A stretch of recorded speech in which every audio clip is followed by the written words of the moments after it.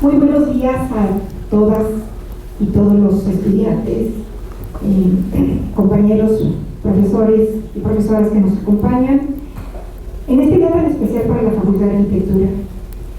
Es un orgullo para nuestra institución que uno de nuestros maestros haya ganado el reconocimiento Premio al Decano 2022 por el área académica técnica, y es nuestro coordinador de la Academia de Proyectos, quien siempre se ha distinguido por las clases que imparte en el área de proyectación arquitectónica. Presento a ustedes al doctor Alfonso Rodríguez Pulido, para quien pido un fuerte aplauso. Muchas gracias. Gracias.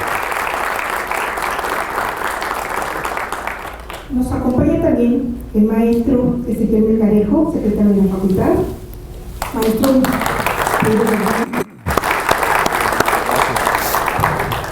y bueno, como no hay maestro de ceremonias, me presento.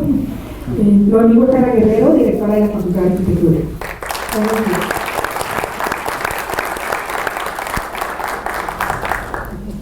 Este programa se llama La Palabra de los Decanos y se organiza a través de la Secretaría Académica y la Dirección General del Área Académica Técnica, quien hace una cordial y atenta invitación para asistir a este ciclo de ponencias. El doctor, dentro de su premio, ha asignado que establecerá unas ponencias que compartirá con ustedes hasta el 2023. Es decir, una mensual o es bimestral, según sea el caso. Por ejemplo, hoy inauguramos agosto 24 del 2022, la próxima será el 14 de octubre, y luego en febrero del 2023, marzo 2023, y concluirán en abril del 2023.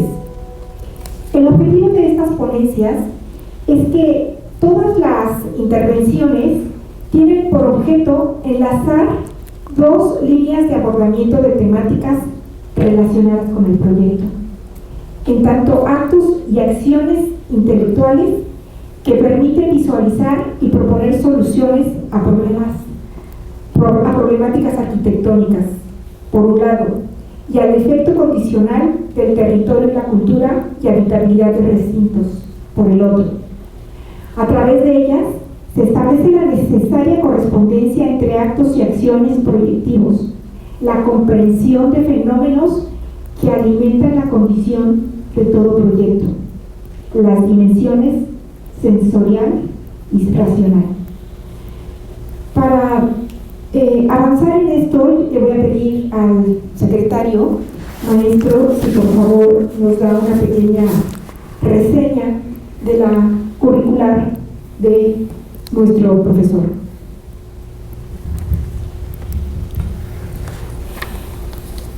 Bien, gracias doctora. Pues antes que nada, buenos días a los estudiantes y profesores que nos acompañan en este gran evento. Voy a dar una síntesis curricular del doctor, aunque ya todos lo conocemos, lo sabemos de su trayectoria profesional y también de sus aportaciones a la academia, pero bueno, vamos a hacer mención de algunas distinciones. El arquitecto, bueno, es egresado de la Universidad Veracruzana en el año de 1977 y también es doctor por la Universidad Politécnica de Madrid. Dentro de sus distinciones tiene una mención honorífica por la tesis de licenciatura, 2 posibilidades de una bóveda parabólica, el método científico y la experimentación arquitectónica, premio CONACYT en 1978 por arquitectura de la Universidad Veracruzana, sobresaliente cum laude por la tesis doctoral, el dibujo en la enseñanza de la arquitectura, las escuelas de arquitectura en México. Es también, bueno, profesor de proyectos de arquitectura en la Facultad de Arquitectura de la Universidad Veracruzana desde el año 1978, coordinador de la Academia de Proyectos de la Facultad de Arquitectura desde el año 2015. Otros estudios que ha desarrollado el arquitecto, bueno, estudios de música en el Conservatorio de Música de la Universidad Veracruzana, También ha sido profesor invitado en el Departamento de Ideación Gráfica Arquitectónica en la UPM, la Politécnica de Madrid, España, en el Departamento de Arquitectura, Universidad de Alcalá de Henares, Centro Universitario de Arte, Arquitectura y Diseño, Universidad de Guadalajara, Facultad de Arquitectura, Universidad de Mendoza, en Argentina también.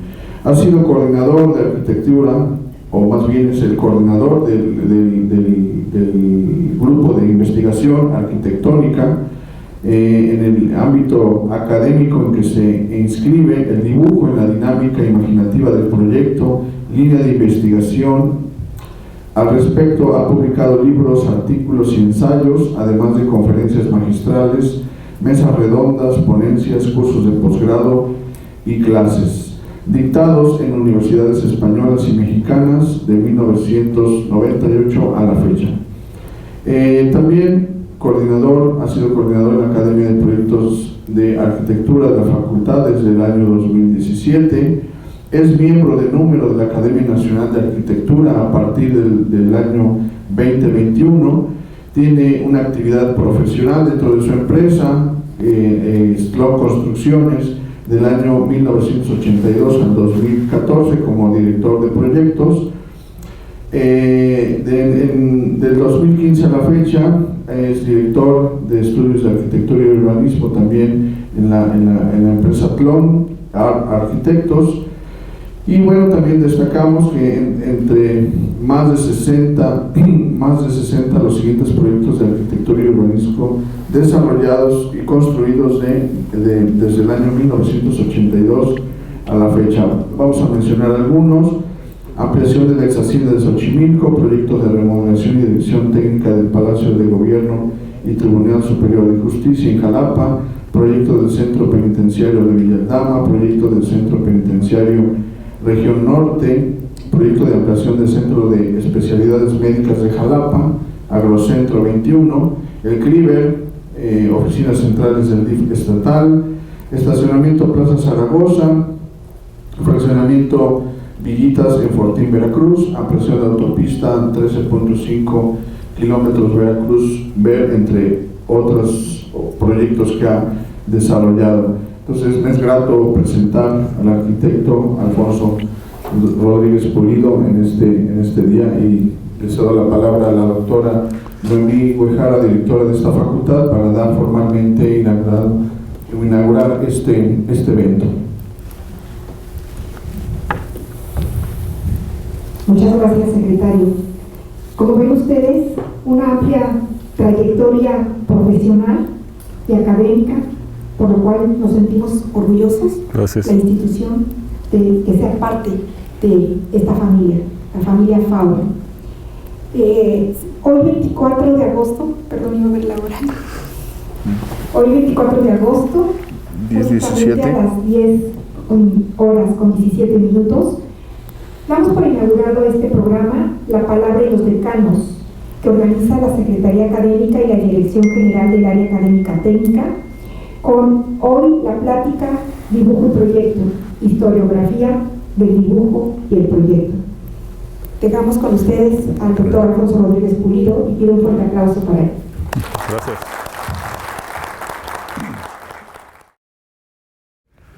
En tanto apagan, pues agradezco muchísimo que estén por acá. Creo que una condición de llegar hasta estas instancias como, digamos, con el reconocimiento como decano, es una situación, digamos, muy no meditada, digamos, no. Cuando uno ingresa, aquí tengo un compañero, Gerardo Berman, que ingresamos hace no sé cuántos años al tema de arquitectura. Me voy a quitar esto porque si no, no me van a escuchar. Decía yo que hace muchos años comenzamos en estas lides, ¿no? de trabajar en la parte académica, y nunca se hace con la intención de llegar a obtener ningún premio ni ningún tipo de reconocimiento, sino se hace por una necesidad interior de querer entender muchas cosas que no se entienden de esta profesión, y al mismo tiempo estar comunicando lo que uno va encontrando y transmitiendo a quienes son aprendices, a quienes están a cargo de uno, estas cuestiones. También debo decir que esto tampoco es posible sin el acompañamiento. En este caso yo tuve la fortuna, el acompañamiento familiar. Aquí está mi esposa, a quien agradezco mucho todos estos años de apoyo, a los hijos, a Daniel, a Alfonso y a José Luis, que también forman parte de la vida de uno como académico, y que también recibe uno apoyos de sonrisas y de momentos agradables de la vida de ellos, ¿no? Entonces, por eso es que digo yo que no se puede llegar a estas instancias si no es con el acompañamiento de todos.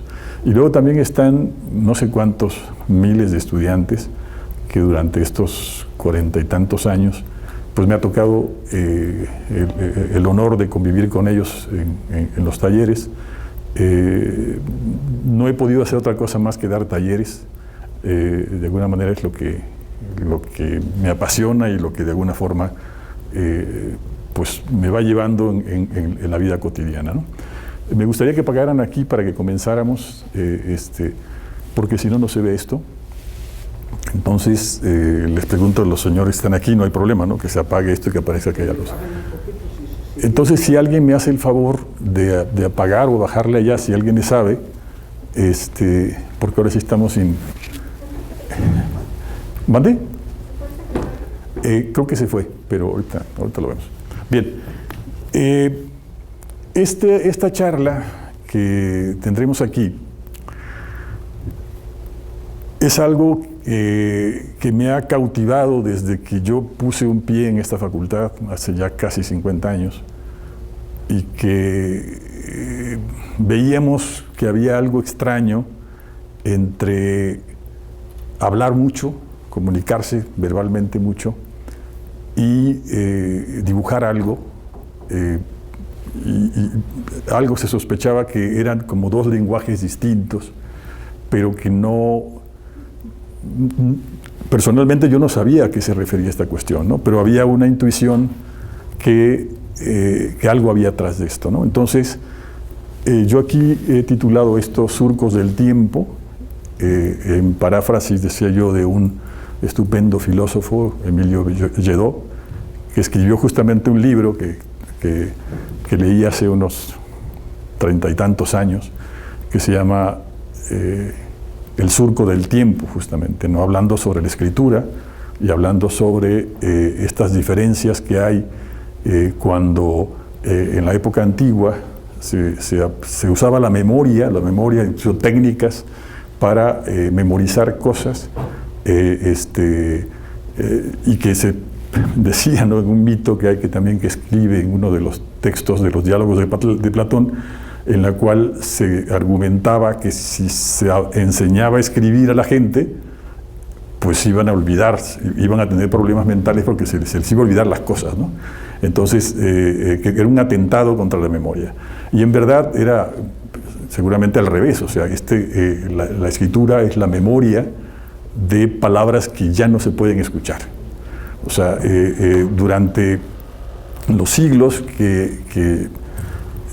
muchos siglos que han llevado, milenios que ha llevado la constitución del ser humano como especie, se ha perdido obviamente todo el lenguaje hablado que hubo, como lo hubo, y todas las lenguas que habían, pues, se han perdido, y entonces lo que ha quedado es justamente escritos y grafías que precisamente están por acá.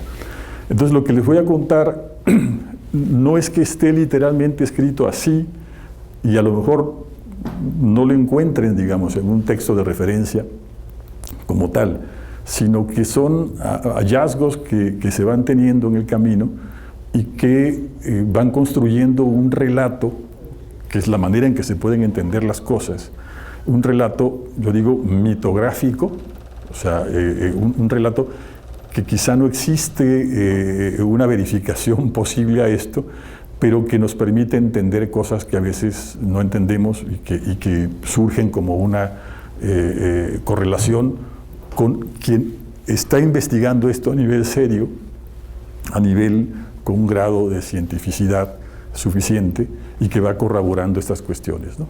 Adelante.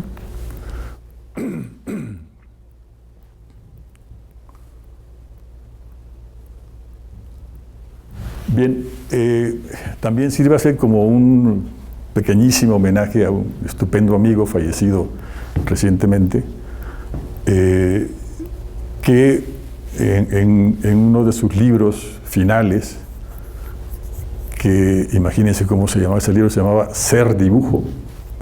O sea, él reconociéndose como alguien que enteramente era un ente gráfico, productor de grafías, ¿no? Entonces, define esto a la entrada de su libro, que dibujar es dejar huellas estables en un soporte a partir de movimientos corporales. Esto es dibujar, al margen de los posibles mensajes que las miradas puedan aventurar después, escrutando visualmente los dibujos. Dibujar es, por tanto, el registro de una danza, de una actividad espontánea conducida por el cuerpo y la mano de quien dibuja. Eso es la definición del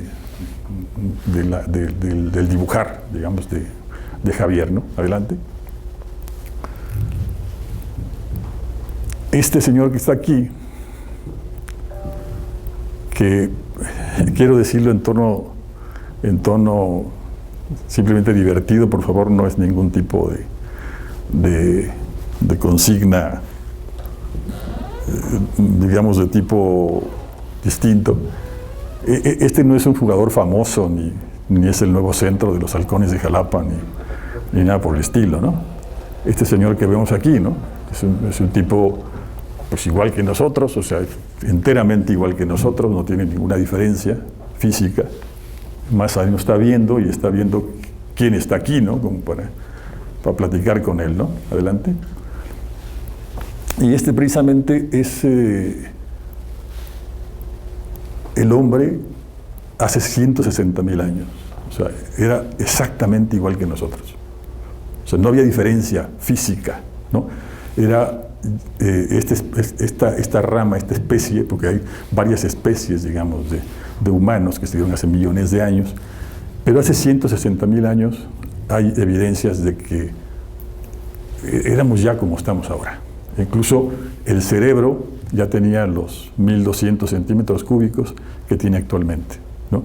Hay otras especies de humanos que tienen 400, que tienen 600, pero este ya tiene la capacidad craneal y la dimensión del cerebro que tenemos nosotros, ¿no? ¿Y esto por qué? ¿Por qué es importante para nosotros? Bueno,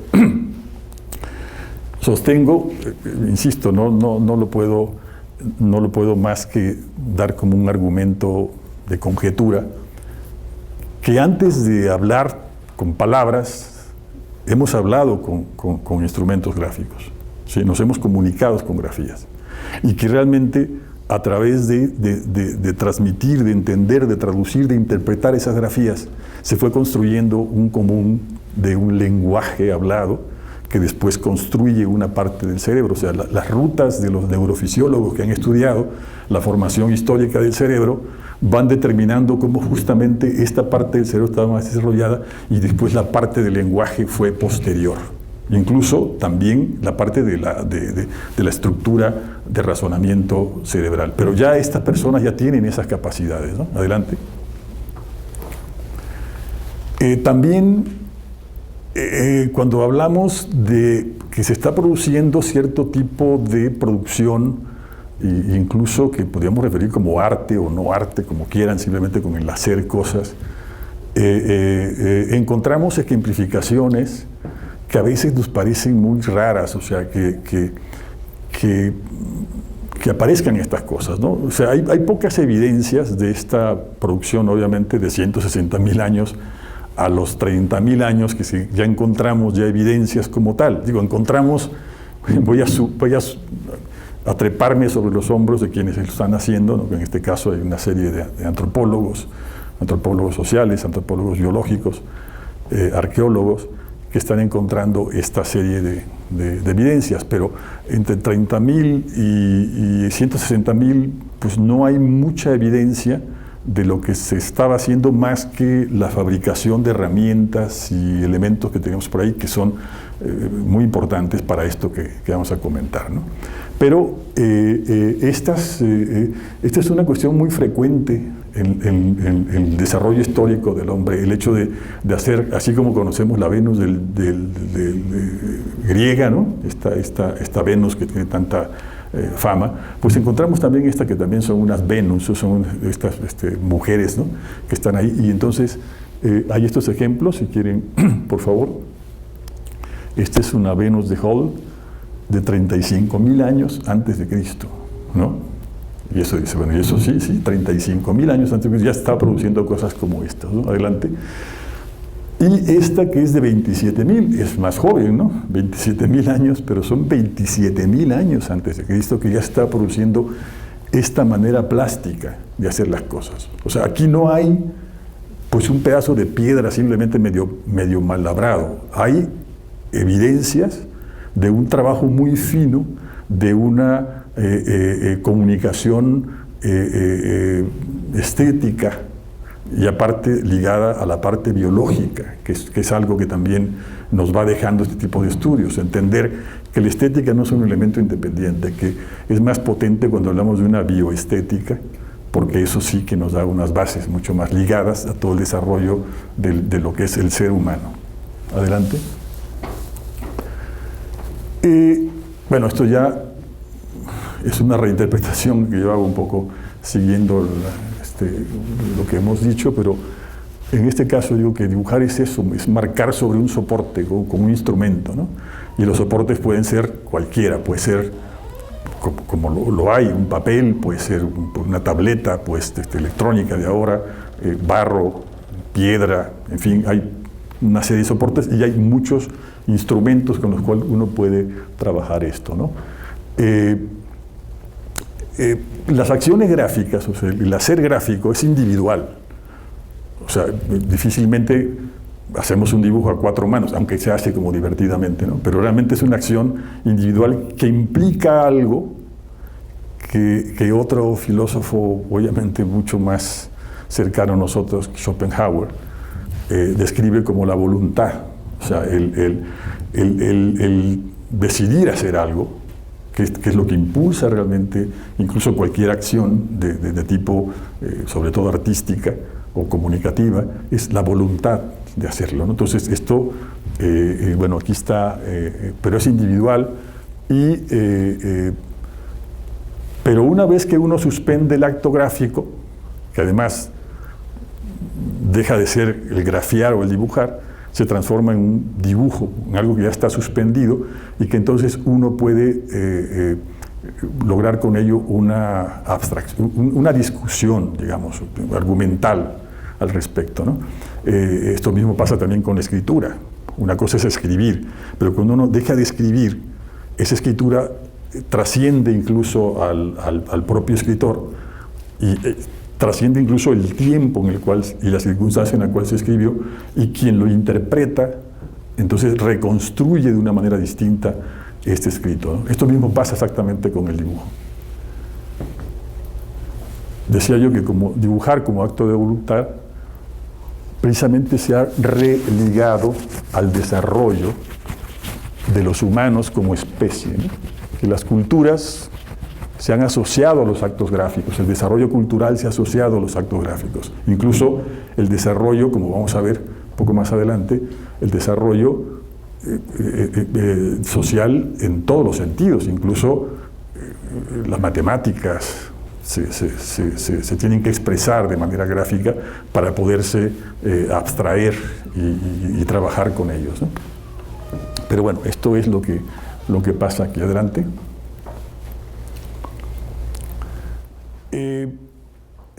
Entonces, yo aquí me voy a referir un poquito a este arte o estas grafías del Paleolítico, que me van a decir, bueno, ¿y para qué demonios queremos saber esto si estamos hablando de las cuestiones contemporáneas? Bueno, es que los estudios de comprobación relativamente recientes, sobre todo cuando la parte genética ya entró a ser como un dato confiable, Edward Wilson tiene un texto precioso que se llama Consilience, justamente al respecto. Edward Wilson, para que no lo conoce y que ojalá les interese, es un entomólogo, una gente que estudia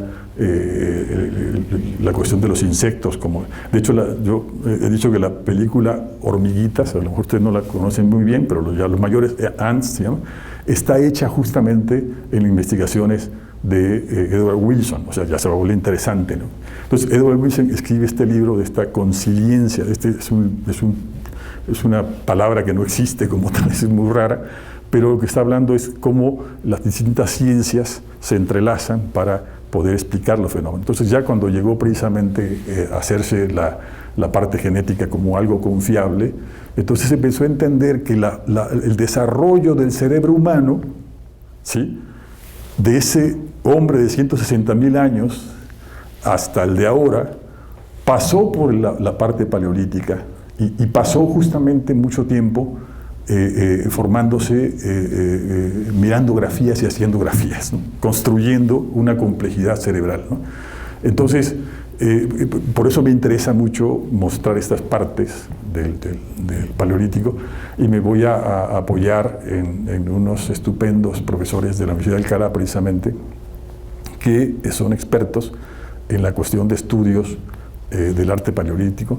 Y sobre todo, hay que entender que Europa, no es que en Europa estén todos, lo que pasa es que en Europa, pues como hay un montón de interés en hacerlo, pues ahí se encontraron un montón de cosas, ¿no? Pero pues hay en África y hay seguramente en América y en todos lados, pero no hay el interés en otros lados de estudiar eso, ¿no? Entonces ahí, como está concentrado, entonces estos profesores de los cuales voy a mostrar estas gráficas, están ahí. Y aquí muestran una cosa que yo quiero comenzar ya a ver con ustedes, que es el modo gráfico, la manera en que se hacen las grafías, que es muy individual, ¿sí?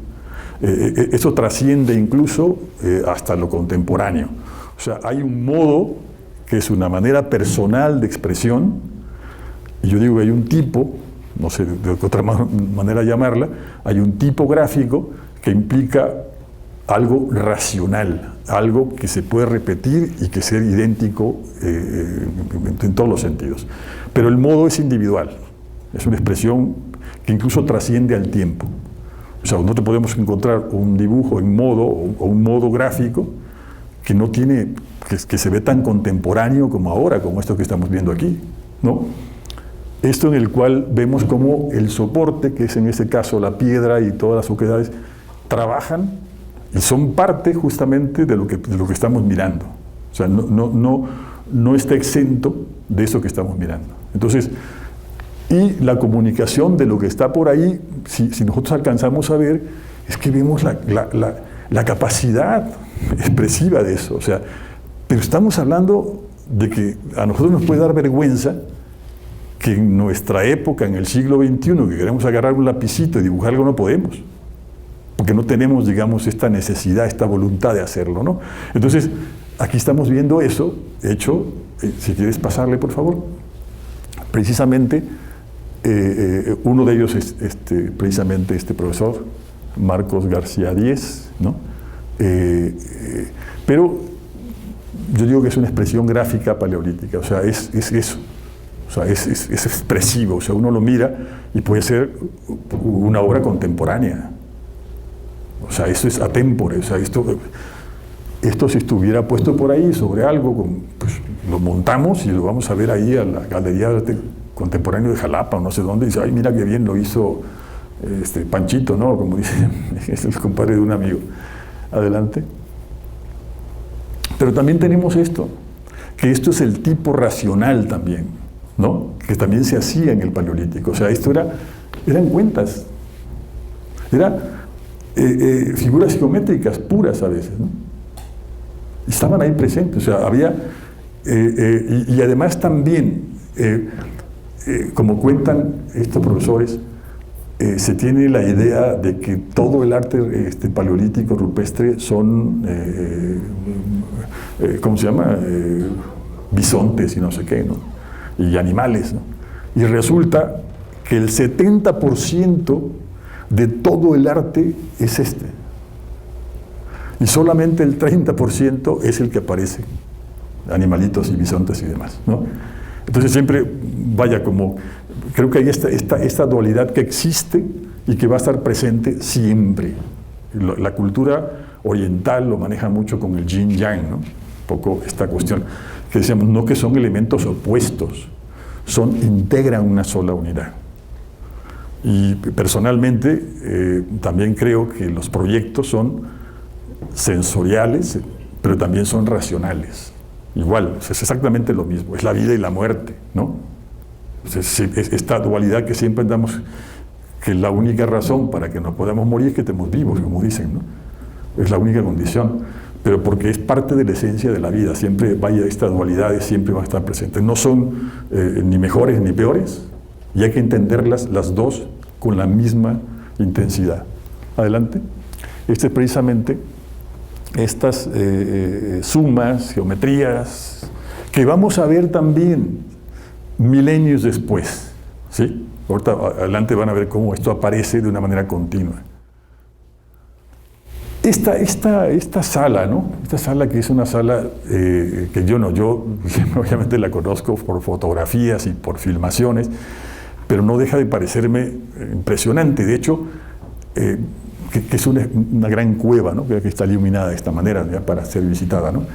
Pero es que no puede uno evitar que cuando uno mira una cueva de estas, no puede uno ver este mito de la caverna, ¿no? También Platón, ¿no? Esta cuestión de cómo dentro estaban las personas que vivían ahí en las sombras y que se movían. Pues es que vienen de ahí un poco estas memorias, ¿no? Internas, genéticas, ¿no? Entonces, pero hay una cosa que es impresionante que también a nosotros se nos olvida y que no sabemos porque no somos especialistas en el tema y que pensamos que estos pues, fueron hechos durante millones de años, que alguien llegaba, pintaba un torito y luego pintaba un no sé qué, pues no.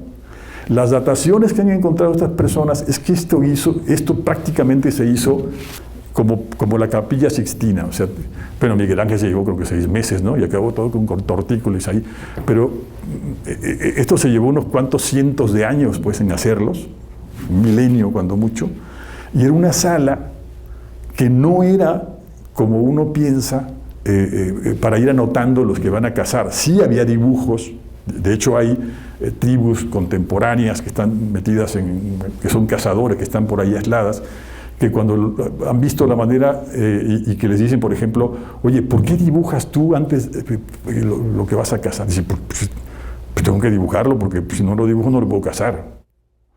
Y me recuerda a Einstein, ¿no? Lo que no puedo dibujar no lo entiendo, ¿no?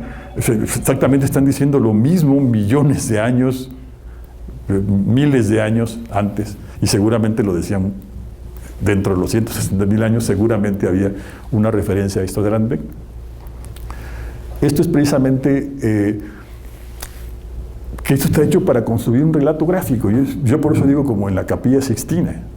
En la Capilla Sixtina se cuenta toda una historia, se cuenta, o sea, no importa qué lengua hables, a lo mejor no entiendes el relato escrito, pero llegas y miras todo y lo comprendes, porque entonces vamos ahora a ir entendiendo que la cuestión gráfica es una cosa distinta a la parte. De hecho, la escritura es el dibujo de la palabra. Por tanto, estamos hablando siempre de grafías, de dibujos, ¿no? Entonces, esto es el otro profesor, Javier Alcolea González, es el otro también que son de los expertazos de ahí de esta universidad y que han estado en montones de lugares de estos y que a veces nos maravillan ver lo que están haciendo. Adelante. Bueno, vamos a ver unas rapidísimas conclusiones parciales. No quiere decir que aquí se acabe el asunto, simplemente quiero ponerlo como para ir cerrando algunos temas, ¿no? Dicen que creo que es probable que el lenguaje gráfico sea anterior al lenguaje escrito. ¿Sí?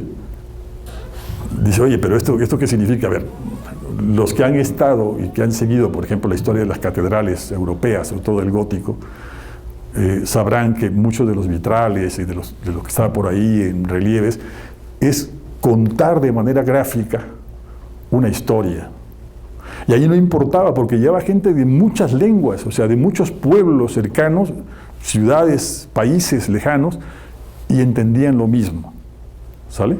Entonces, esto también es algo que tenemos que pensar, que justamente si la parte gráfica está en la época en la cual se desarrolló la construcción del desarrollo del cerebro humano como tal, en estos miles de años que acota el señor que vimos allá, entonces, bueno, considero que es probable que sea anterior al lenguaje hablado el lenguaje escrito, ¿no?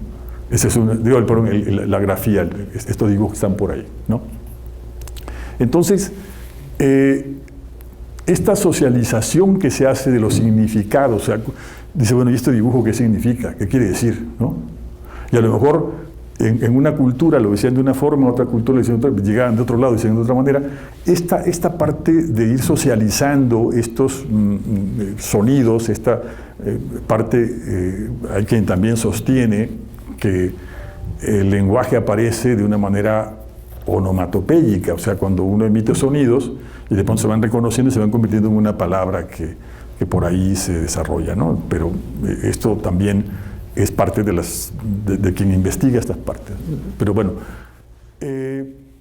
ahí lo dice, ¿no? Que para precisamente se desarrolló en un grupo humano y requiere una convención social para comunicar, ¿no? Pero el discurso gráfico no requiere corresponder a un determinado discurso oral, es independiente. O sea, la grafía no tiene que salir primero, que es una equivocación también que tenemos muy marcada hoy en día. Incluso cuando queremos dibujar algo, dicen, no, es que primero lo tienes que mirar en la cabeza y después lo dibujas. Pues es que esto no es así. Seguramente tienes mucha experiencia y ya te generas una imagen mental, que además esa imagen mental es imposible dibujar. O sea, no lo puedes dibujar, o sea, igual que lo estás mirando. Entonces, hay esta parte que no corresponde, y precisamente la interpretación de esa grafía es independiente de la misma grafía. O sea, a lo mejor alguien tuvo una intención de hacer algo, pero cuando lo interpretan es distinto. No tiene nada que ver con quien lo hizo, ¿no? Precisamente, digo yo que actualmente, de manera contemporánea, se discute esta cuestión del arte en relación a la ciencia, ¿no? Hasta hace muy pocos años se decía, no, es que no tiene nada que ver la ciencia con el arte. Son dos cosas distintas, ¿no? Tú eres artista, no puedes ser científico, ¿no? Hoy en día se sabe que precisamente la ciencia requiere de esta parte disruptiva del arte, y que el arte requiere precisamente de ese orden a veces de la ciencia o de esos elementos que va descubriendo. O sea, no hay diferencia. Son el yin y el yang, ¿no? Que estamos comentando. Sigue siendo lo mismo, ¿no? Entonces, yo también considero que así como miramos al universo, es bien, fíjense la imagen que hay, siempre estamos mirando al universo, bueno, la gente que está viendo estas observaciones a través de grandes telescopios o no sé qué, se mira el universo para entender el origen del universo y de dónde venimos. Yo considero que debiéramos mirar las grafías que están atrás para entender el futuro también de nosotros, no el pasado, porque si vemos ahí un continuum, hemos dividido la historia como si fueran, del siglo tal, eso ya está pasado. Estamos en formación, aún. Y los señores que estuvieron ahí ya se murieron, pero nosotros tenemos que comprender también nuestro lugar en el mundo. Y entonces esto puede ser también una de las maneras que está, ¿no? Por eso yo creo que se puede revisar estas marcas, estos surcos del tiempo, para intentar comprender pues dónde estamos parados y a dónde vamos, ¿no? Adelante. Este remata el asunto.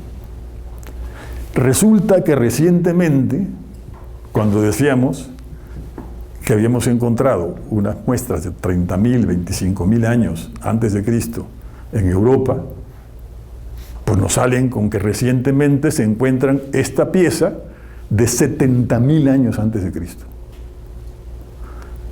Esto nos vuelve a decir que de 160.000 a 30.000, seguramente las evidencias pues están destruidas, estarán por ahí, quién sabe dónde estarán, pero aparecen cosas como estas, ¿no? Y adelante.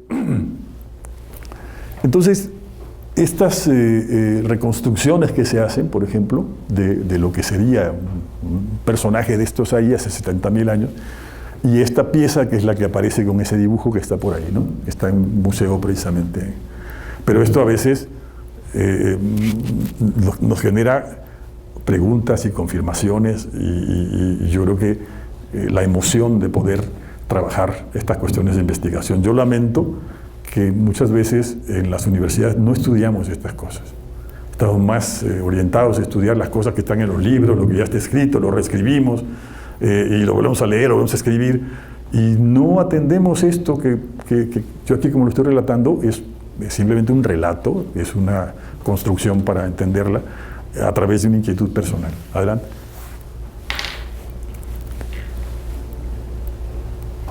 Adelante. ¿Sí? Bueno, aquí quiero mostrar unos dibujos modernos, ¿no? Pero ya modernos comparados con los que vimos de 35.000 años antes de Cristo, ¿no? Ya son, dicen, más como para acá, ¿no? Bien. Entonces, también es lo que debo decir, que hablando de nuestra disciplina, es muy difícil, casi no encontramos dibujos que refieran a arquitectura en todo nuestro, lo que se puede encontrar, las evidencias que debemos encontrar, porque también el asunto de estudiar dibujos es que tenemos que tener los dibujos, si no, no podemos argumentar nada, ¿no? Leer algo de un dibujo, pues es que no es ver el dibujo, necesitamos mirar los dibujos, a veces tenerlos presentes ahí, verlos físicamente para poderlos valorar, ¿no? Pero bueno, entonces es muy difícil porque no hay muchas evidencias por varias razones. Por un lado, ya vieron, porque los soportes a veces eran muy frágiles, porque estaban en barro, como los dibujos sumerios, por ejemplo, pues se destruían, ¿no? Fácilmente, ¿no? Si estaban en papiros también, pues lo mismo. Recientemente se han descubierto papiros de 5.000 años, de 3.000 años, aunque realmente son de 3.000 o 2.500 los que ya tienen algunas inscripciones. Lo demás simplemente son muestras de tipo de papel, pero nada más, no hay nada ahí, ¿no? Pero sí hay investigaciones al respecto de esto, pero no hay realmente grafías que refieran a arquitectura como para poder comenzar a conjeturar algo al respecto, ¿no? Entonces, eso va a ser muy difícil trabajar o llegar a algo, ¿no? Pero sí hay cuestiones en las cuales aparece la geometría, y le puse ahí la separación de geometría, porque la geometría nace de la medida de la tierra, por eso se llama geometría, ¿no? Y los egipcios lo usaban precisamente, comenzaron a trabajar para dividir las zonas donde iban a sembrar, pero no más ellos, también antes seguramente lo hicieron, pero no tenemos evidencias, pero sospechamos o podemos asegurar que seguramente lo hacían. Cuando vemos la complejidad de los edificios, la organización de las ciudades, no se podían hacer si no había con una meditación, digamos, dada a través de una grafía. Adelante. Precisamente estos son papiros encontrados, en la cual uno comienza a ver, claro, yo no hablo egipcio, ¿no? Quién sabe qué lengua es esta, ¿no? Pero los egiptólogos lo han traducido y dicen que aquí estamos viendo resolución de problemas geométricos. Bueno, eso ya lo podemos intuir cuando vemos una grafía geométrica de un triángulo, ¿no? Lo demás son escrituras, pues, pero soluciona problemas geométricos, ¿no?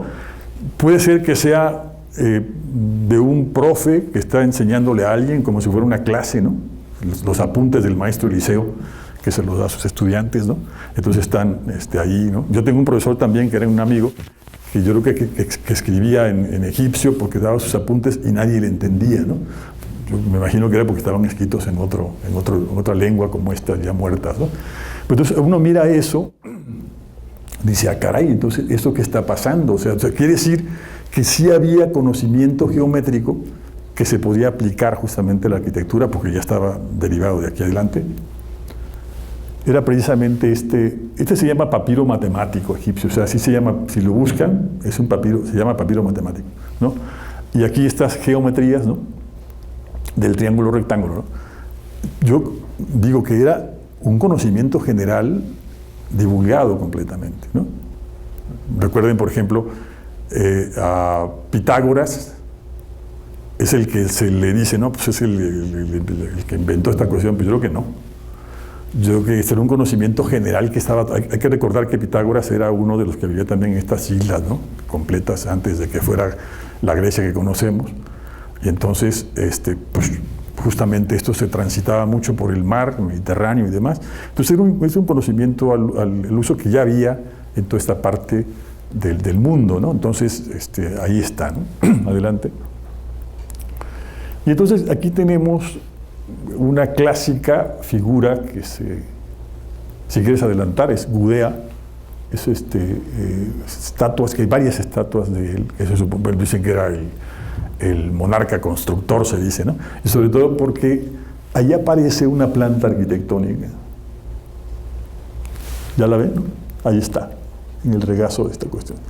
Y es una planta que, dígame si no es igualita que la que hacemos hoy en día, aunque sea un AutoCAD, no sé qué tanta cosa, es la misma. Pero estamos hablando de 2000 años antes de Cristo. ¿Sí? Entonces, esto nos habla de esas constancias que existen en la meditación de la arquitectura, en la proyectación de la arquitectura, en la de hacer una grafía, que es un dibujo, se suspende, se medita, se razona y después se ejecuta. Exactamente lo mismo que hacemos en un proyecto contemporáneo, ¿sí? Entonces tenemos que ver la forma de entender esto, insisto, para poder estar más tranquilos cuando vamos adelante. Este es otro plano, digamos, es el plano, bueno, esto simplemente lo digo como un dato porque esto a veces nos sorprende acá, y debo decir también un pequeño paréntesis, que no es que esto sea lo mejor y también caigamos en esta tendencia contemporánea también de que solamente tenemos que atender lo que pasa en América porque lo que viene de Europa está mal, lo que viene de China está mal porque es extranjera. Pues es que el problema es que esto no es que sea de Europa, este es un problema del conocimiento humano, ¿sí? Y nosotros, ahorita vamos a ver, quiero mostrar muy brevemente esto, también tenemos este tipo de cuestiones aquí en América, pero no lo estudiamos. Preferimos estudiar, dedicarle tesis doctorales a raudales, que me lo diga diciendo el maestro, al espacio público, al no sé qué tanto rollo, y dice, pero ¿y por qué no estudiamos las cosas que más nos competen para nuestra formación? Pues no sé, es una pregunta que a lo mejor queda ahí en el aire. Pues este plano era cuando después del papiro se comenzaron a utilizar el dibujar sobre pieles de cerdo, se comenzaron a dibujar planos. Esta es una piel de cerdo. Pero realmente los dibujos eran utilitarios. Pues esto pues nada más me sirvió para esta obra, tíralo, ya no sirve. Es como lo que hacemos cuando terminamos una obra y tiramos todo y después recogemos de la basura, oye, espérate, este plano estaba bueno, no lo tires, ¿no? Y ya habíamos tirado todo, ¿no? Entonces es lo mismo que estamos haciendo hoy, se hacía hace muchos siglos, ¿no? Entonces esto se conservó no porque sea una cuestión arquitectónica, sino porque justamente tiene ahí unos versos dedicados a San Jorge. Entonces, como la cuestión era religiosa, pues, oye, no vas a tirar esto porque esos son unos versos que están hechos para un santo, ¿no? Entonces, no se tiró. Pero ahí, ese es un plano arquitectónico, como lo que estamos viendo hoy. O sea, ahí está la abadía, está la iglesia al centro, las zonas de cultivo de la abadía, es todo un proyecto para una abadía, ¿ok? La abadía de San Gal, en el siglo IX, pero es tal cual lo estamos viendo hoy. No hay diferencia, ¿sí? Entonces, no es que la cuestión histórica nos lleve a decir, bueno, esto ya está viejo, pues es que esto es muy contemporáneo. O sea, esto, insisto, lo podemos ir viendo, incluso hay anotaciones ahí, dimensiones y cosas exactamente igual que un plano que dibujamos en una oficina, ¿sale? Entonces, ese tipo de cuestiones son las que vale la pena que lo consideremos, ¿sale? Adelante. Ahí está, la abadía de San Gal, ¿no? San Galen también, San Galo, San Galio, o sea, hay varias maneras de nombrarlo, pero esta es una varia que está por ahí. Este también me parece estupendo, este dibujo, ¿no? Este dibujo lo pone un antropólogo, Edward Robbins, que escribe un libro fantástico también que se llama Why Architects Draw, ¿no? ¿Por qué dibujan los arquitectos? ¿No? Es una cosa preciosa como tal, lo recomiendo mucho, es un libro pequeñito. Y entonces, él va relatando en ese libro cuestiones de cómo le hacen los arquitectos, para qué dibujan, qué pasa con el croquis, qué pasa con esta cuestión, por qué se sirve, ¿no? Pero muestra este dibujo, que es un dibujo de un edificio medieval. Oye, ¿y a poco son tan altos? Sí, había edificios de 7 pisos en la época medieval. O sea, si ustedes van a Barcelona hoy en día, que tiene Barcelona el barrio gótico más vivo y grande de Europa, ahí ven edificios altísimos, ¿no? Y usted sorprende en la época en la cual fue hecho, ¿no? Entonces esto, ahí lo vemos, pero ahí se ve lo interesante es que era el dibujo entonces utilizado como un elemento para ser contratado el maestro que lo iba a construir. O sea, por ejemplo, el arquitecto o maestro Gerardo Berman se compromete a construirle al señor Isidro Pérez un edificio que tiene abajo tantas puertas de tal tipo, sin ornamentos, de tal altura, y después en una segunda planta tiene tantos hoyos, con tantos... O sea, lo van describiendo en el contrato notarial, y entonces el maestro lo construye tal cual, ¿no? Entonces vean cómo también, pero estos dibujos también se usaban mucho para esos efectos, pero también eran, digamos, adjuntados a otra disciplina, como eran los notarios, que ya daban lata desde la época medieval, o sea, ya complicaban las cosas desde entonces.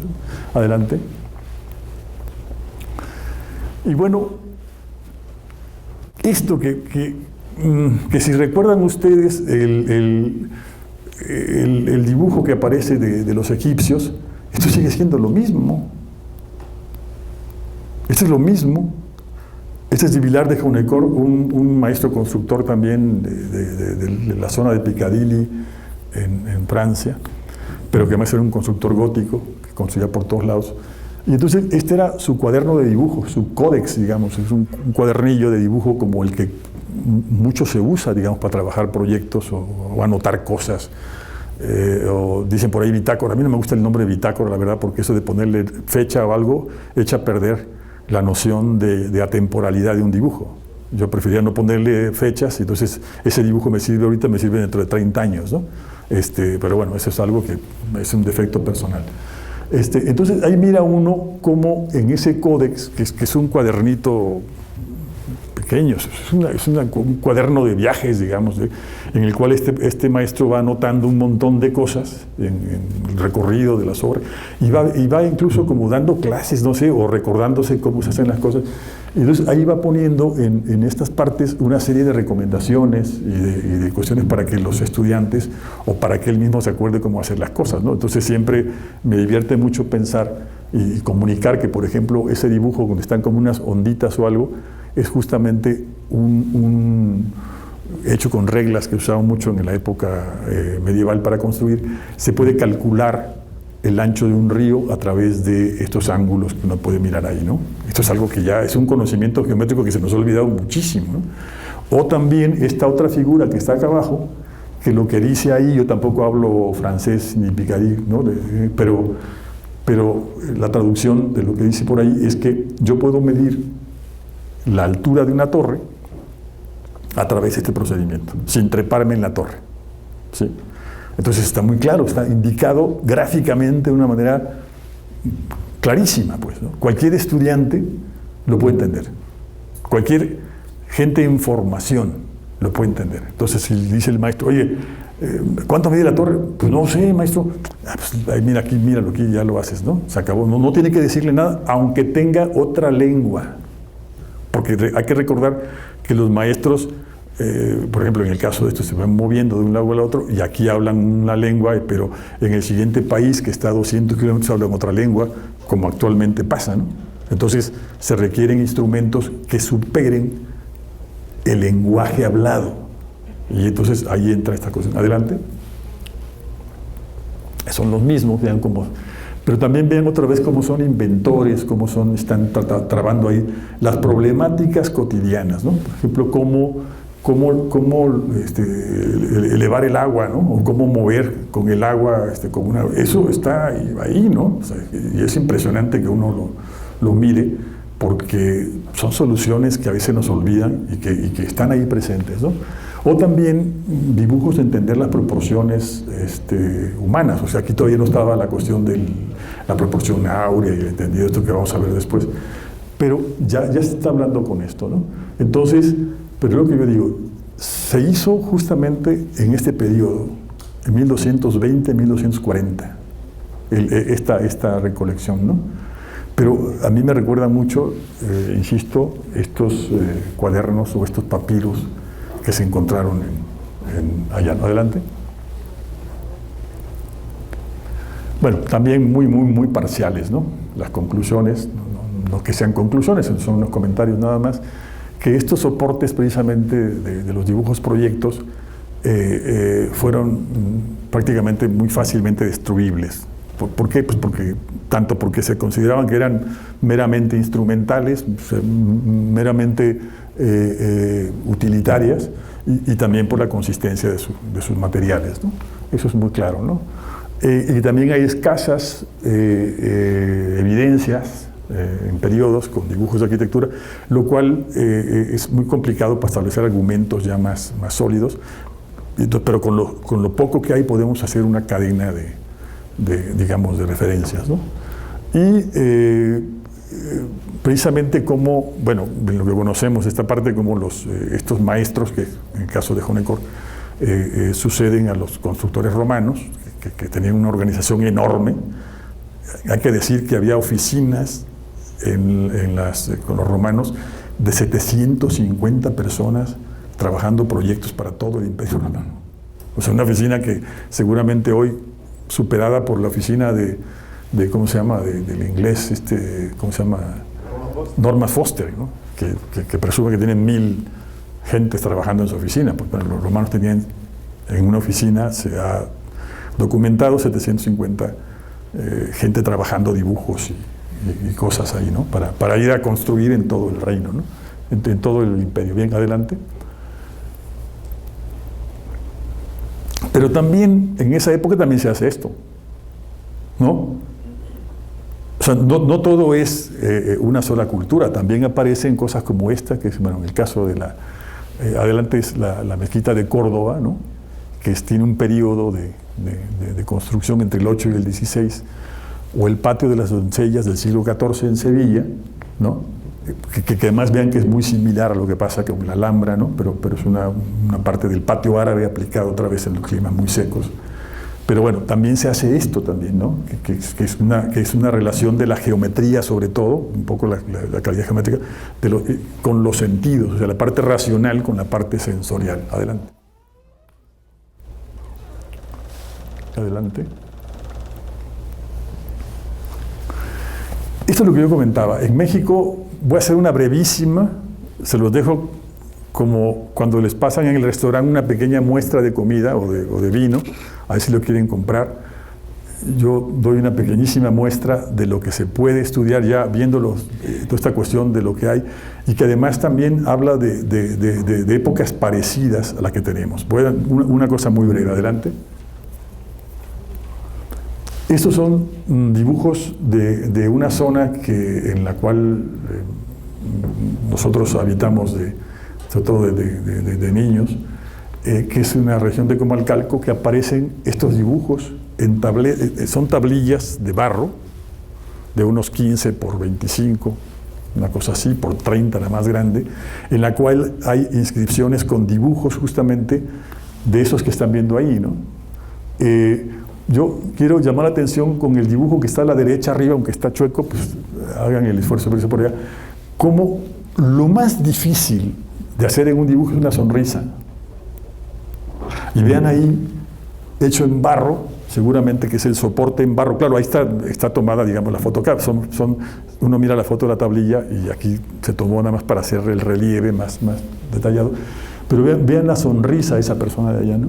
de esta persona que incluso sabemos que es una persona mayor, todo esto, ¿no? Entonces hay una serie, incluso algo que me llama la atención, la pentalfa, ¿no? Cuando dice, no, es que la pentalfa es un símbolo divino que pertenece a la parte hebrea. Pues no, pues es un símbolo gráfico que aparece en muchas partes del mundo, ¿no? Y que no es propiedad de alguien, sino que aparece como un gesto gráfico como tal, ¿no? Pero también aparecen elementos de dibujos que pueden ser o representaciones de arquitectura o posibilidades de alguien que quiere explicar algo, ¿no? Como tal, adelante. Del 3 al 9. Entonces, aquí vemos más representaciones, digamos, más arquitecturales, ¿no? Incluso los que están acá, de este lado, un poquito abajo, nos comienza a decir hasta cómo se construyen con los elementos de contravientos y todo, el contraventeo de las estructuras, ¿no? O sea, que nos habla de que hay una observación sobre un sistema constructivo, claro, muy el soporte, y si ustedes han tenido oportunidad de dibujar con una cosa como un palo, que puedan dibujar, pues es difícil controlar, ¿no? Pero sin embargo, pues ahí está, como quiera que sea, y aparece. Hay literalmente miles de tabletas de estas, que nos darían para hacer un estudio mucho más amplio. Adelante. Y también hay ya, bueno, cuando menos fotografías y demás, de lo mismo, cómo estas cuestiones también se pueden interpretar gráficamente, ¿no? Y de hecho, las culturas que tienen una gran presencia de relieves, por ejemplo, dentro de sus construcciones, desarrollan una complejidad matemática enorme. Ya vimos también con los árabes, cómo toda esta geometría tan compleja genera precisamente una propensión a la matemática, también en el caso de los mayas, ¿no? Pero también en el caso de los hindúes. Si uno mira también la arquitectura hindú, entonces no puedes más que entrar en este mundo de la fragmentación de las partes del todo, y entonces entrar en un ámbito que propicia, pues, el estudio de la complejidad matemática, ¿no? Adelante, esto lo pueden visitar en México. Pero bueno, otra vez son dibujos, son relieves y demás, pero son dibujos que se pueden, ahí gracias a la sombra, ¿no? Se genera el relieve del dibujo, pero hay cosas en México que a lo mejor se pueden mirar de una manera distinta. Ok, adelante. Ese nada más lo dejo como un pequeño botón si les puede interesar. Bien, continuemos un poco con la ruta aquella, ¿no? No sé si cómo van, si están cansados, si le seguimos acá. Yo voy a procurar hacerlo lo más rápido posible porque sé que es complicado estar. De Vilar de Jonecourt, de los personajes que estaban construyendo allá, que además debemos decir que en México hubo un desarrollo enorme de construcciones hechas por maestros medievales. Un montón de conventos que se construyeron en México no están hechos por gente del Renacimiento, sino por maestros medievales que venían precisamente acá y que de alguna forma ayudaron a construir esta cuestión. De esto también hay poco estudio, ¿no? Carlos Chanfón, un profesor de la Universidad Nacional de México, que ya murió desafortunadamente, estaba estudiando mucho este tema, ¿no? Pero normalmente no lo estudiamos, como que no lo vemos así, ¿no? Pero bueno, entonces hay un cambio en cuanto a la posición de los maestros constructores a otros personajes que pintaban estos palacios, estas casas que estaban por ahí y luego las presentaban en cuadros, ¿no? Y entonces, pues si yo fuera un cliente, diría, oye, fulano, ¿no? ¿Por qué no me haces una casa? No, pues yo no soy arquitecto, yo soy escultor o soy pintor. Pues ahí está la casa. Ahí la tienes dibujada, la tienes proyectada, la casa que yo quiero, como esa que viste allá. Sí, como entonces, pero la formación, entonces hay un cambio. Por un lado, el maestro constructor estaba en la obra, resolviendo broncas. Siempre estaba pegado a la obra, ¿no? En el Renacimiento cambia la cuestión y estos maestros pintores comenzaron a generar estas grafías, estos dibujos y tal, y comenzaron a hacer obras retiradas, o sea, proyectos retirados de la obra, ¿no? yo decía de manera de broma, no me lo tomen a mal, actualmente ya ni siquiera retirados de la obra, ya mejor estudias un doctorado y te vas a dar clases. Ya ni siquiera hacen nada más, ¿no? Pero bueno, eso es una broma nada más, que afortunadamente aquí no hay muchos aludidos, así que todos los que están aquí son gente que trabaja en esto. Adelante. Entonces, vean cómo se seguían usando los elementos gráficos para resolver asuntos. Hay que recordar que todavía desde la época medieval, la manera en que se resolvían las problemáticas arquitectónicas eran mediante una serie de proporciones geométricas. Y se enseñaba en las cátedras de las catedrales, por eso todavía hay unos lugares donde se podía aprender esto, proporcionar ad quadratum, o sea, cuadrado, ad triangulum y ad circulum. Entonces vamos a encontrar que muchísimas de las obras, prácticamente todas las obras, se resolvían de esta manera. O sea, era proporcional con triángulos, cuadrados y círculos. Y con eso se hacía toda. Y bueno, y se probaba y se construía. Y si no se caía, pues la apuntábamos y lo repetíamos en otra. Si se caía, que sí que eso nos sirve y hacíamos otra cosa, ¿no? Porque muchas se cayeron, ¿no? La mayoría se cayeron. Y muchas, por eso, estos contrafuertes es porque ya se está cayendo, pues apuntálele por ahí y ahí se quedaron los puntales, ¿no? Y ya se convirtieron en contrafuertes. ¿Por qué? Porque eran alardes de cosas que se desconocían, ¿no? Pero aquí vemos precisamente uno de esos ejemplos, ahí se ven cómo están los trazos, se va describiendo. Este es un documento que está así está recuperado, pero se ve cómo se hace esta proporción para poder construir esta cuestión. Y aquí la maestra Eva va reconociendo esto porque es su especialidad justamente. Adelante. Estos cambios se dan a través de estas cuestiones, ¿no? Hay un personaje, ¿no? Giorgio Vasari, que escribe este estupendo libro, y también lo recomiendo mucho porque es bien bonito, bien interesante, que es vida de los más célebres escultores, pintores, arquitectos, no sé qué, que él conocía, ¿no? Ahí está el Giotto, están una serie de personajes que son muy interesantes de leer. Claro, no es obligatorio, pero digamos, si a alguien le interesa saber un poquito más de esto, ahí se resumió esta cuestión.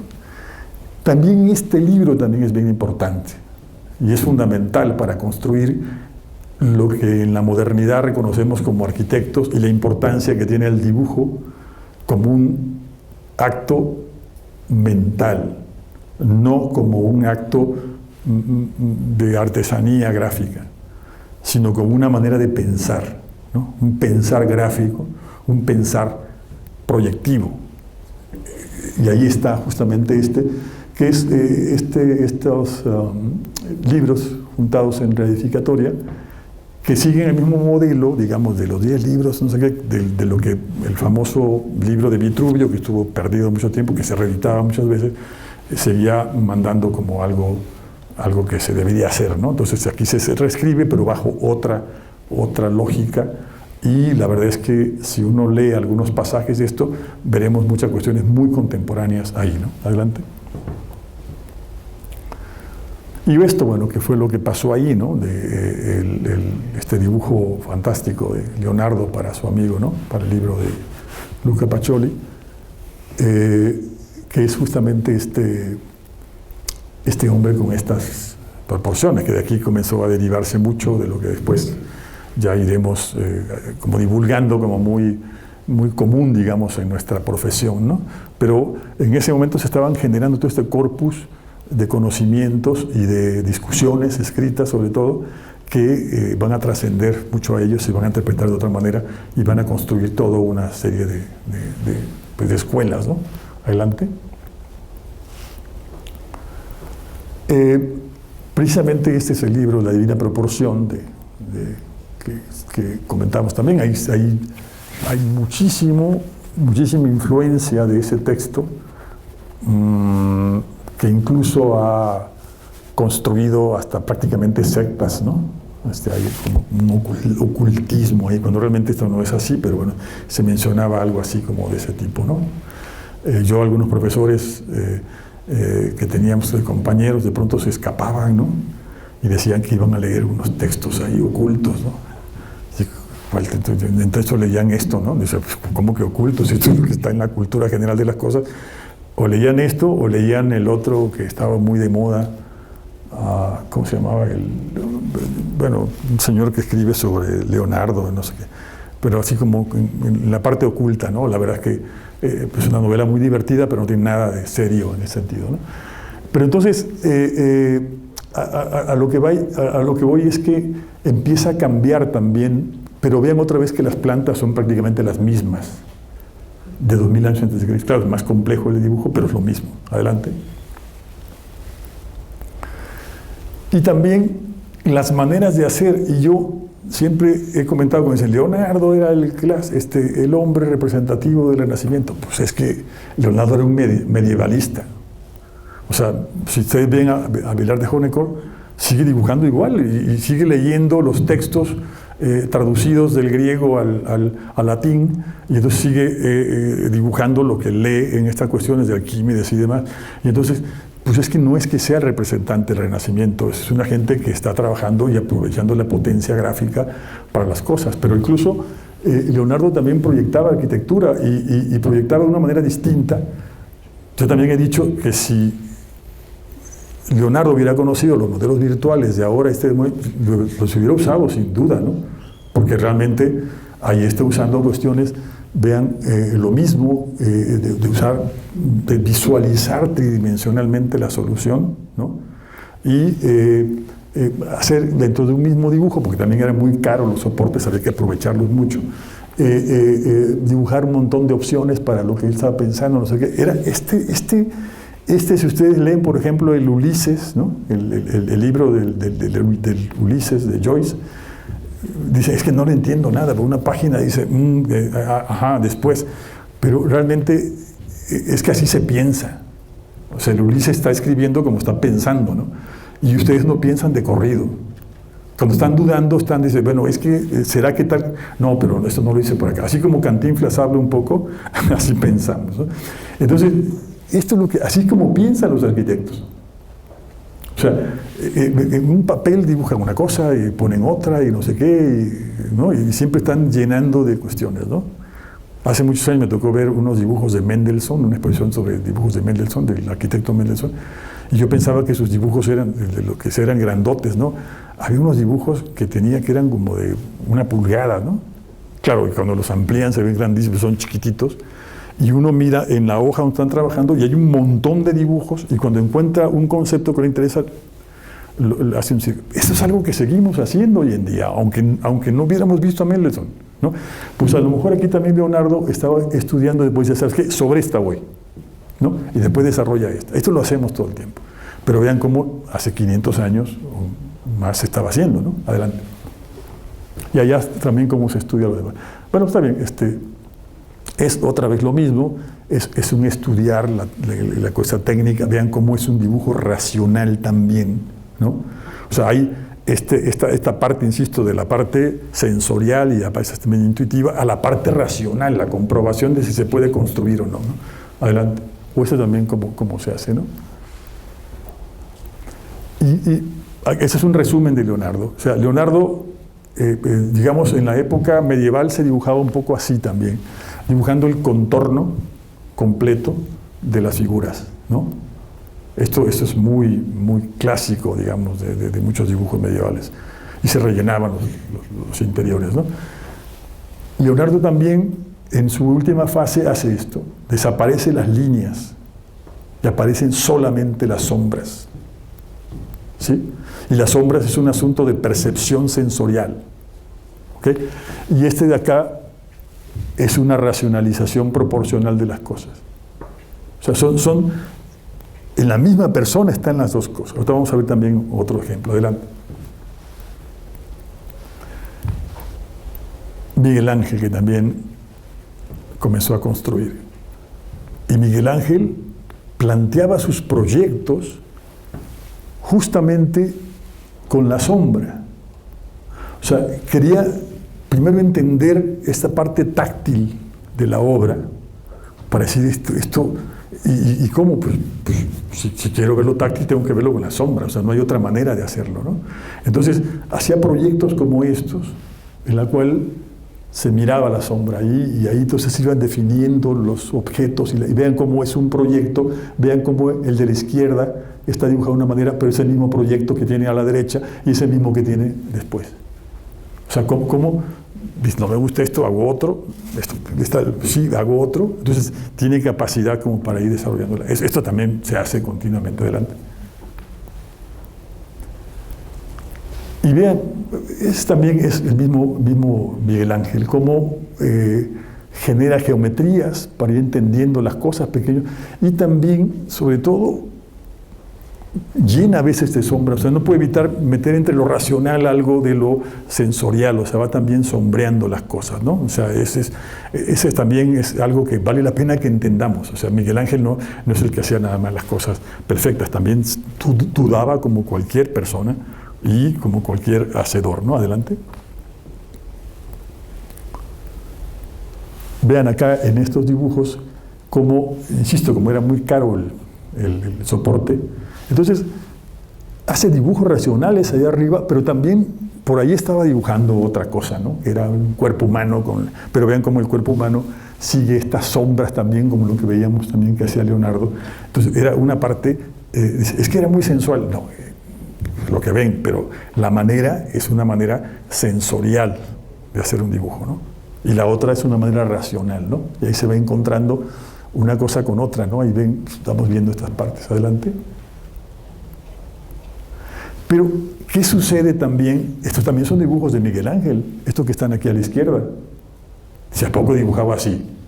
Pues sí, porque dice, bueno, yo voy a hacer esto, pero necesito, decirle al señor que me va a cortar allá el mármol, decirle, quiero tantas piezas, tanto por tanto, no sé qué, porque pienso una viga aquí, no sé qué. Entonces, de manera racional, hace un apunte y dice, ¿sabes qué? Quiero esto y esto y esto. Y dice, oye, ¿pero a poco lo hacía Miguel Ángel? Sí, es la parte racional del asunto, para lograr los proyectos. Entonces, estaba con esta cuestión. Y allá también vean cómo hace estos tanteos, pues bueno, aquí pongo esta parte de la columna, la pongo por acá, por allá, la meto. Yo, insisto, conociendo los trabajos de los arquitectos, cómo lo hace, estas dudas son esenciales. O sea, ningún arquitecto, pero ninguna persona, ningún artista, a la primera llega y resuelve. Esto del genio creativo es una vacilada. Es algo que nos ha metido en la cabeza de una manera muy tonta, porque esto no existe. Hay la duda y el pensamiento gráfico está ahí. Miguel Ángel no está con nosotros, estamos entendiendo lo que está haciendo, está trascendiendo esto a través de este surco del tiempo, que yo digo que es una cosa que nos interesa mucho. Adelante. Este es otro personaje que ya acabó también por sentar la última base de lo que conocemos y de las maneras de hacer las cosas hoy en día, ¿no? A nosotros, como tal, hay que recordar también que la perspectiva renacentista se establece justamente en el periodo del Renacimiento, no voy a hablar mucho de eso, pero ya está en sus computadoras. Exactamente lo que se hizo ahí matemáticamente, de dividir el espacio en pedacitos, ya está en su software de computadora hoy en día, ¿no? Adelante. Pero Rafael, bueno, que esto ya, si quieren adelante, es una de las famosísimas pinturas, ¿no? La Escuela de Atenas. Rafael, y ahí ven otra vez la arquitectura que usaba en ese momento, cómo se usaba también la sombra, sobre todo para definir los elementos de arquitectura, pero bueno, él es un pintor, pero también resulta que es un arquitecto también, ¿no? Que está desarrollándose en ese momento. Adelante. Y precisamente se hacen dibujos de análisis para entender las cosas. Eso también, no es que recurran a un software especial para hacerlo, ¿no? Lo hacían y entonces daban a entender, porque había que comprender cómo se hacían las cosas. Y se hacían maquetas también, ¿no? Sobre todo, había una enorme cantidad de maquetas que se hacían, que por eso la maqueta física, el modelo físico es fundamental todavía hoy en día. Porque en el modelo físico intervienen elementos que no tienen escala, como son la gravedad y la luz. Eso no tienen escala. O sea, puede ser chiquita, grandota, la luz se comporta igual en esas piezas, ¿no? Entonces ahí vemos ejemplos de cómo se hacían estas cosas, ¿no? Adelante. Ahí vemos un tramo de la planta, Ahí se ve la planta, donde está la otra parte edificada, ¿no? Adelante.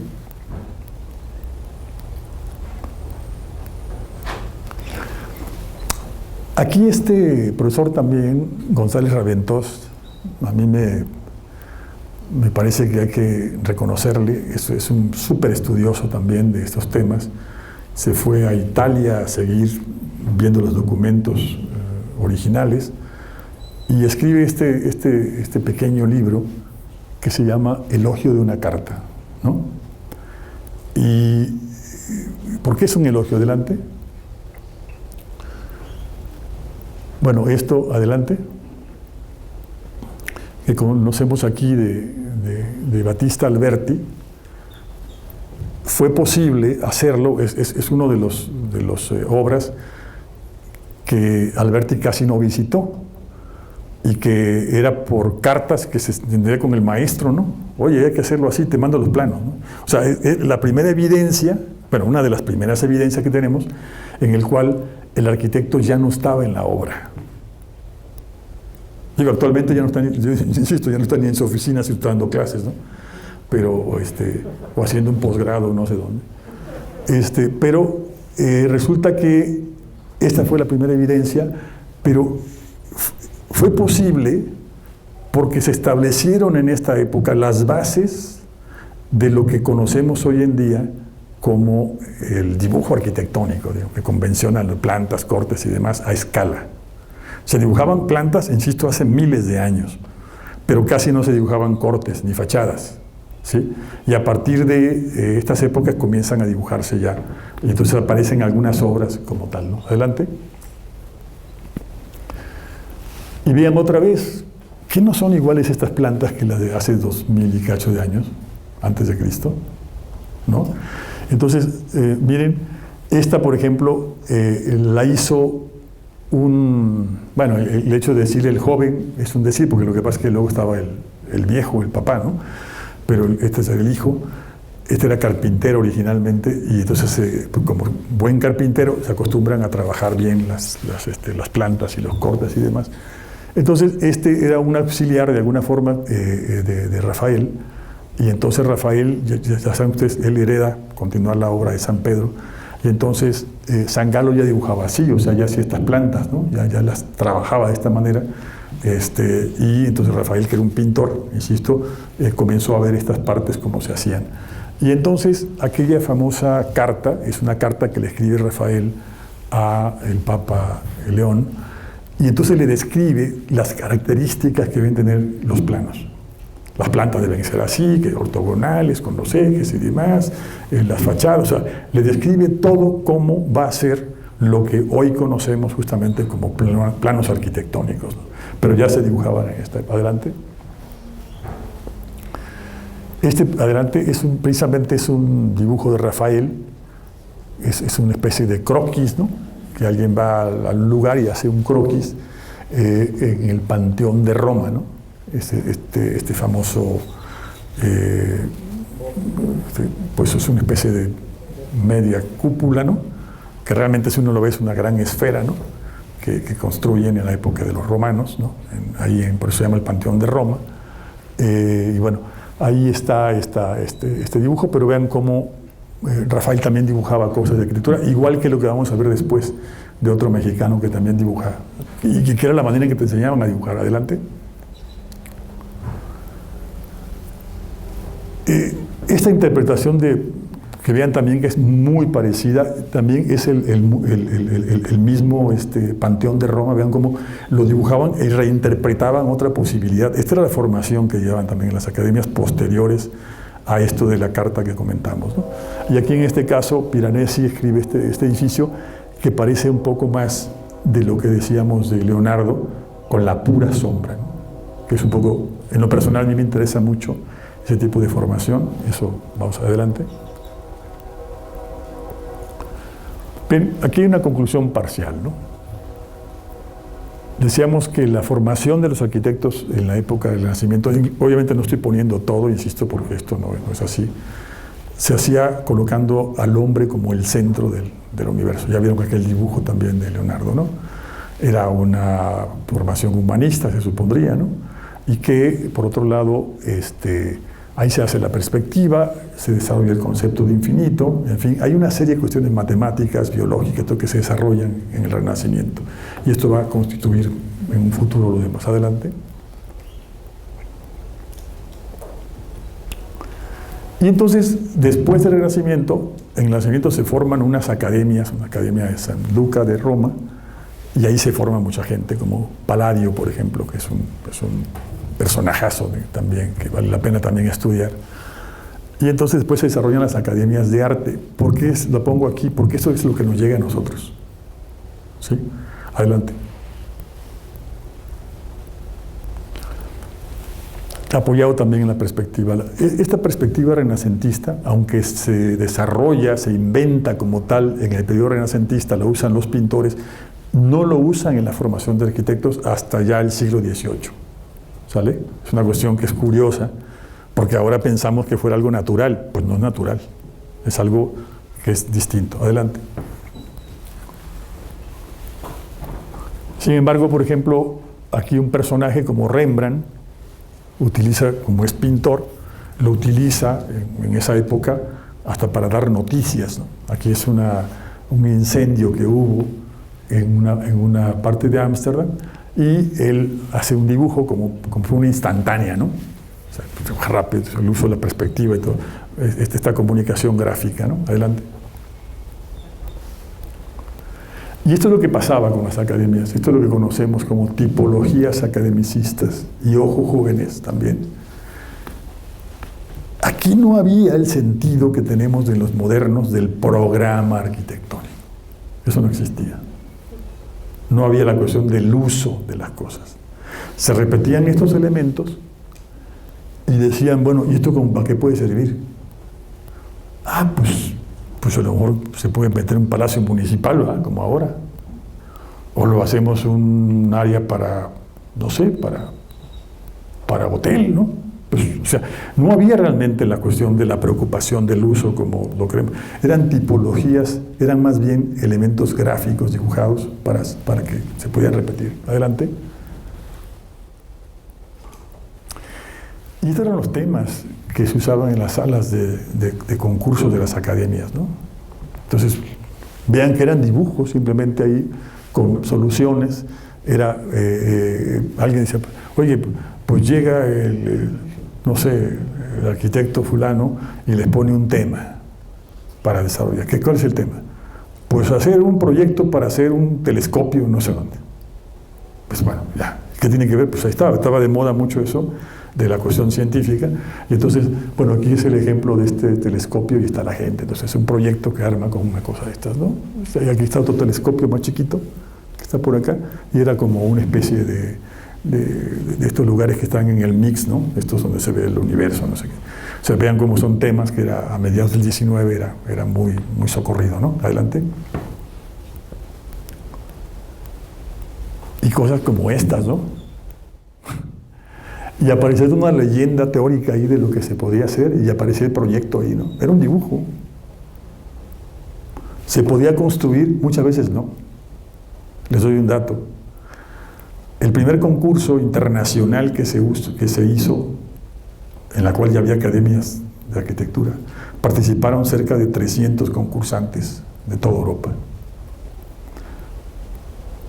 Uno solo no se podía construir. Era puro rollo gráfico, no se podía construir, ¿sí? Ahí los ingenieros comenzaron a tomar la batuta en contra de los arquitectos. Adelante. Pero tenían la culpa los arquitectos y los profesores de los arquitectos. Esos eran los planos al uso, digamos, en las academias. ¿Ok? Y así le llamaban, ¿no? Escenografía por la línea ABC, ya ese es otro nombre, que corte por tal, pero era lo mismo, ¿no? Y acá la ortografía principal, o sea, la fachada principal. Pero fíjense cómo se llama ortografía. ¿Ok? Una composición correcta, ¿no? Como si fuera la escritura. Entonces ahí está un plano como tal, ¿no? Y esto es lo que hacían, ¿no? O sea, los arquitectos se dedicaban a aprender a dibujar estas cosas. Ya después le encontraban un uso. Aparecían ahí en el Palacio Municipal de Coatepec o de Veracruz, o no sé qué, pero había que venir que dibujarlos y ya, como quiera que sea, ¿no? Adelante. Y bueno, ustedes también un corte también, la sección tal, ¿no? Adelante. Y esto que es impresionante este dibujo, pero ahí hay una leyenda que dice precisamente: proyecto de un teatro como pudiera erigirlo la capital de un reino poderoso. O sea, no es como ahora que te vamos a dar un programa arquitectónico, desmenúzalo y no sé qué. No, tú haz este teatro, pues no sé qué, y después vemos dónde se lo podemos, si se le puede construir a alguien, ¿no? Pero vean la cantidad de detalle que tiene este dibujo. Es impresionante, siempre lo que lo muestro, porque digo, es que miren el dibujo de las piernas, de las telas del teatro, ¿no? Con qué grado de detalle está dibujado. Y luego toda la estructura de soporte en estas cúpulas que están por ahí también, cómo se detalla, acá en el cajón de resonancia del teatro, decía yo en broma, pero si uno se asomara más a detalle, uno encuentra los pedazos de retina del ojo ahí en el estudiante que lo dibujó. ¿Cuánto tiempo se puede dibujar un estudiante con esto? Por eso en la UNAM, cuando ya se acaban las academias, aplaudían los profesores. Ahí está el profesor Sordo, que fue esto. Dice, es que ya se acabó el dibujo academicista. Dice, o sea, no les importaba otra cosa, sino que dejaran de dibujar como locos, como estaba por acá, ¿no? Porque esto era algo que se hacía, y esto era un proyecto de arquitectura. Adelante. Y bueno, esto era, vean otra vez el grado de detalle, ¿no? De que estaba por ahí las cosas. Y ahí le metían de vez en cuando, y vean, esta es acuarela también, con la cual lo hacían, ¿no? Adelante. Y estos eran los instrumentos de formación ahí, que verán que tampoco son tan distintos a lo que ustedes están usando, ¿no? ¿Sí? Usaban estos escalímetros, ¿no? De varias formas, ahí están los escalímetros.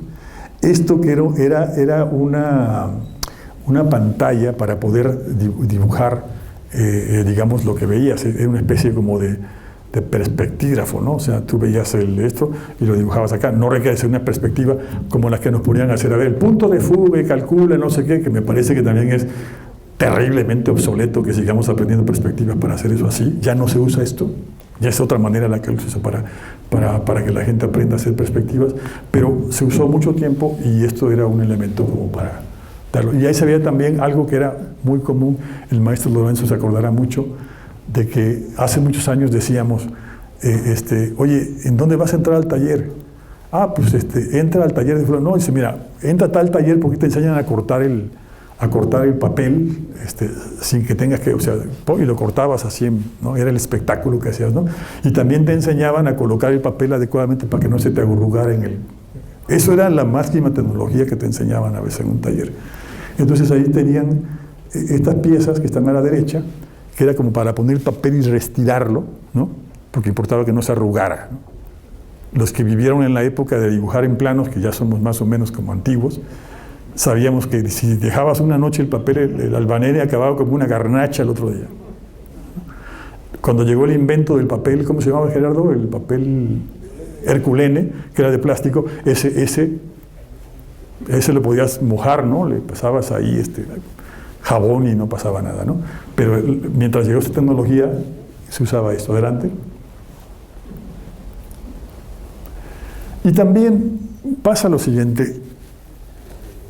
Hay justamente un señor que se llama Gaspar Monge, o monje, como le digan, que lo conocemos por la parte de la geometría descriptiva, ¿no? Que hizo esta parte de hacer las monteas y demás.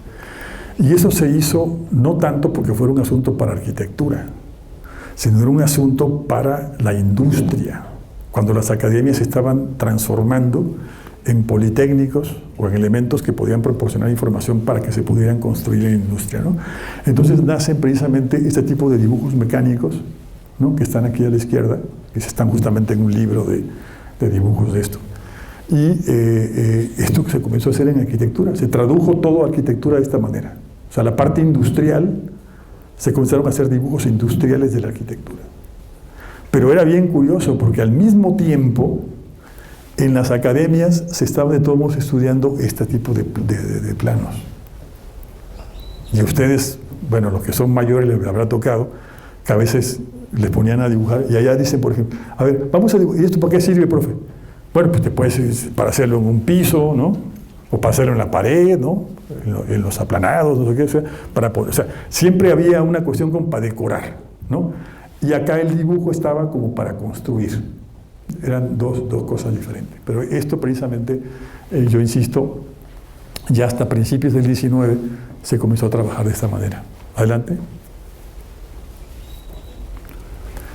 Esto me divierte mucho ponerlo porque a veces no tenemos idea que este proyecto del edificio de la Lotería Nacional, que ya no se hizo, pero estaba ahí, fue hecho precisamente por dos arquitectos que conocemos mucho, y uno de ellos lo conocemos más, que es Villagrán, ¿no? Y entonces ahí está. Pero vean además los dibujos allá de Carlos Obregón y Villagrán, aquel dibujo, díganos si no es idéntico a lo que se usaban en las academias, es el mismo tipo de dibujo que se usaba desde el Renacimiento, pues, desde la época de San Galo, ¿no? O sea que se siguió dibujando durante siglos igualito, no hubo ningún cambio, ¿no? Y esa también que es una enorme curiosidad, que es un proyecto de Diego Rivera.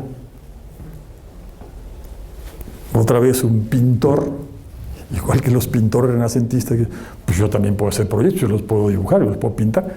Y nunca se construyó ese teatro, pero es un teatro que él propuso justamente para un teatro allá en Guerrero, ¿no? Pero nunca se hizo, nada más está el dibujo como tal, ¿no? Adelante. Adelante. Y aquí va el hombre, ¿sí? Aquel esbelto caballero de proporciones, no sé qué, áureas, ahora cambia la proporción que tiene, ¿no? Por la pandemia, tanto que no se mueve, que ha estado junto a una computadora y no hace ejercicio, y aparece así, ¿no? Pero además también el arte contemporáneo, recuerden aquella figurita de 35.000 años, ¿se acuerdan? O 30.000 años antes de Cristo, aquellas Venus, ¿se acuerdan bien? ¿Tienen la imagen? Adelante. Hoy se hace esto también, este es de Thomas Owen, está produciendo también estas imágenes en base a esta manera expresiva de otras dimensiones, ¿no? de otros movimientos imposibles. O sea, uno mira a esta especie de bailarina, ¿no? que está por acá, y mantener el equilibrio y esa fuerza puede parecer absurda, pero en la plástica todo es posible, ¿no? Entonces, bueno, estos surcos del tiempo, que yo dije que son dibujo-proyecto, le llamo dibujo-proyecto porque ya son elementos hechos que podemos observar, ¿sí?